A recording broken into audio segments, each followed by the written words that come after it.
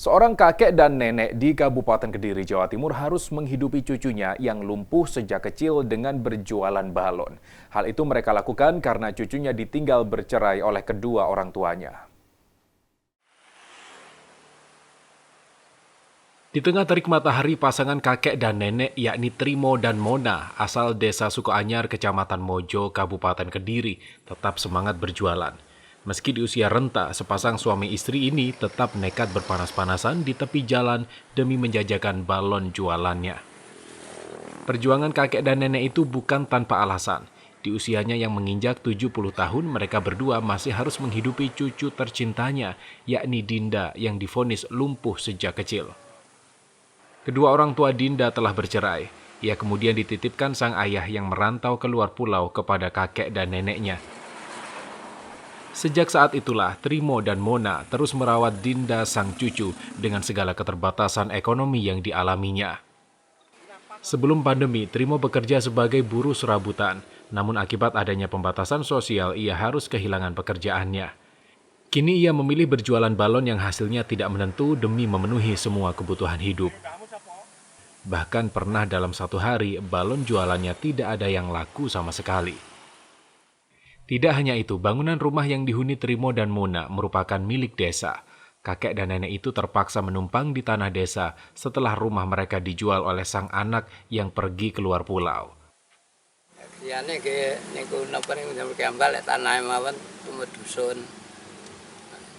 Wonten griya kalih sinten, Mbah?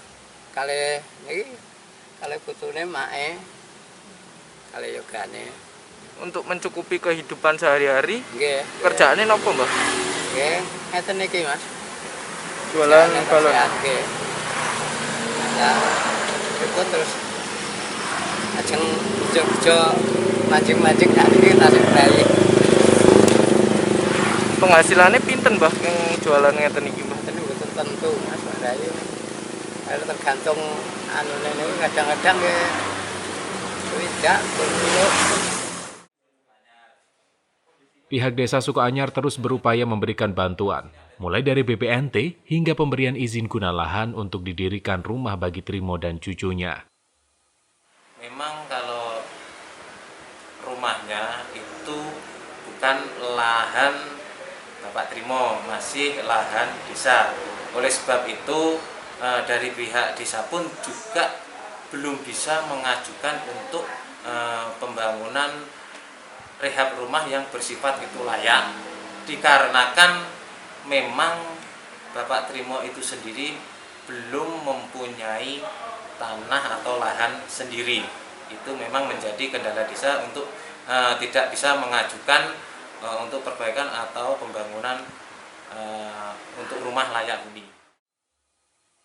Di tengah segala keterbatasan ekonomi itu, Trimo tetap bersyukur karena masih diberikan kesehatan oleh Tuhan, sehingga ia masih sanggup untuk mencari nafkah bagi istrinya dan sang cucu yang lumpuh.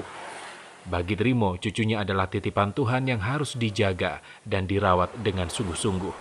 Ia juga terus menabung demi biaya berobat sang cucu tercinta. Winanto Soekarja, Kompas TV Kediri, Jawa Timur.